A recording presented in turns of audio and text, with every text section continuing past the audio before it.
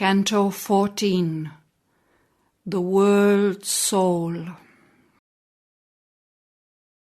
A covert answer to his seeking came. In a far shimmering background of mind space, a glowing mouth was seen, a luminous shaft. A recluse gate it seemed, musing on joy, a veiled retreat and escape to mystery. Away from the unsatisfied surface world, it fled into the bosom of the unknown. A well, a tunnel of the depths of God. It plunged as if a mystic groove of hope through many layers of formless, voiceless self, to reach the last profound of the world's heart. And from that heart there surged a wordless call, pleading with some still impenetrable mind, voicing some passionate, unseen desire. As if a beckoning finger of secrecy, outstretched into a crystal mood of air, pointing at him from some near hidden depth, as if a message from the world's deep soul, an intimation of a lurking joy that flowed out from a cup of brooding bliss. There shimmered, stealing out into the mind, a mute and quivering ecstasy of light, a passion and delicacy of roseate fire, as one drawn to his lost spiritual home feels now the closeness of a waiting love, into a passage dim and tremulous that clasped him in from day and night's pursuit. He travelled, led by a mysterious sound, a murmur multitudinous and lone. All sounds it was in turn, yet still the same.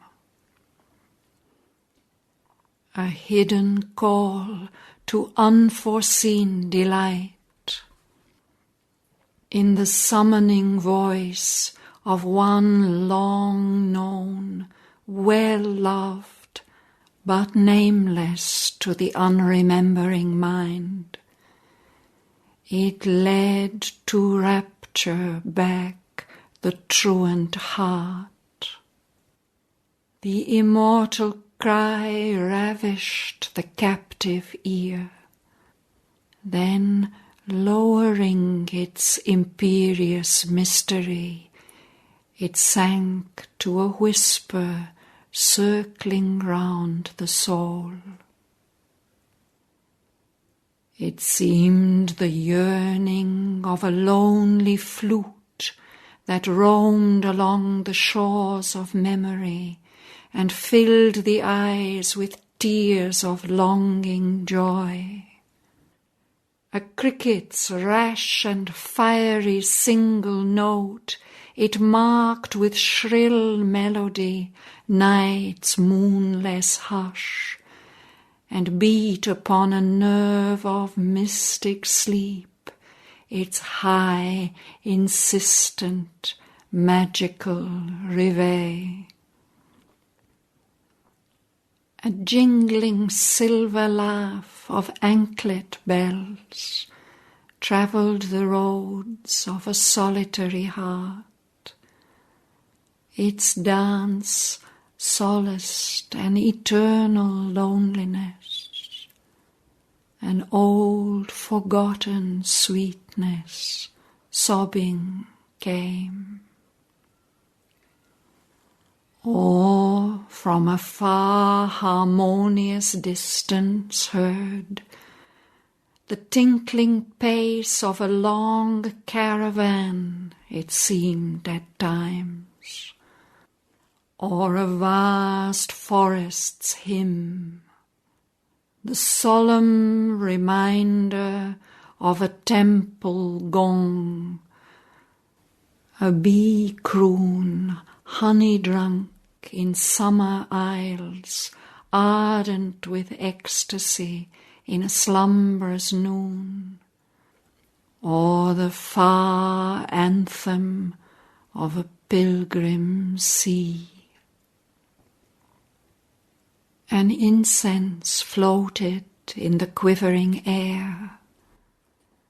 A mystic happiness trembled in the breast, as if the invisible beloved had come, assuming the sudden loveliness of a face, and close glad hands could seize his fugitive feet, and the world change with the beauty of a smile. Into a wonderful bodiless realm he came, the home of a passion without name or voice. A depth he felt answering to every height.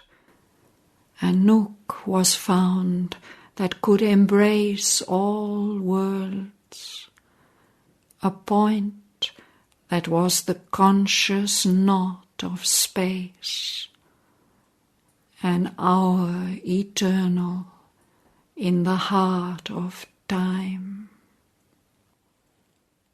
The silent soul of all the world was there.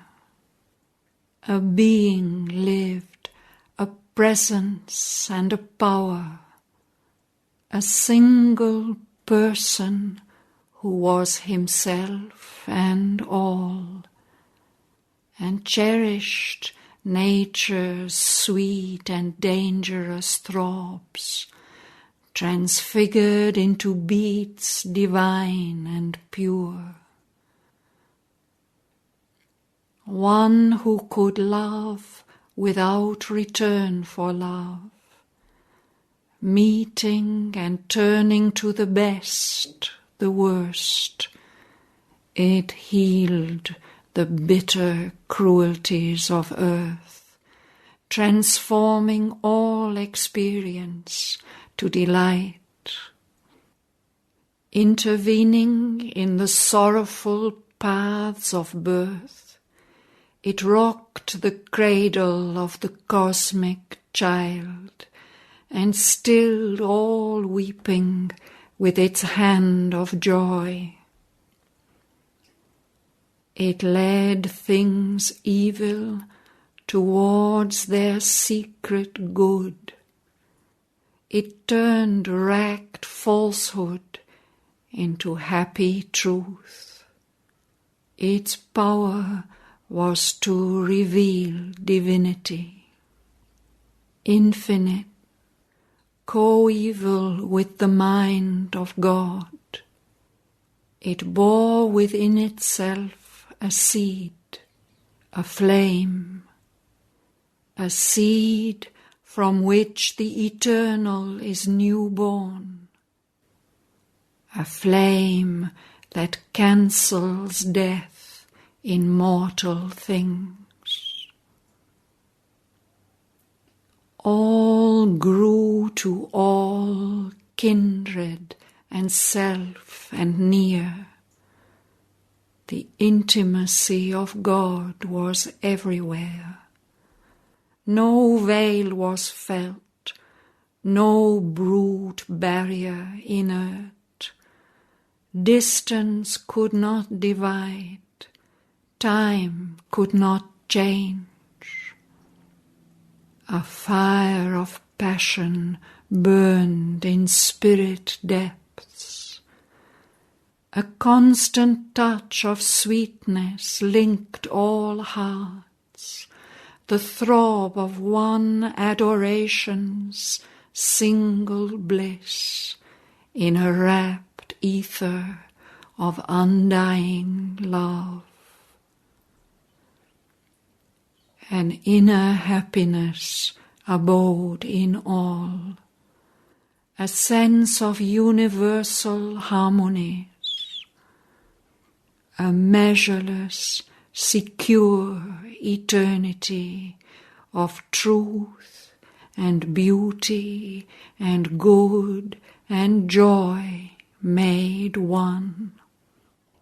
Here was the welling core of finite life, a formless spirit became the soul of form.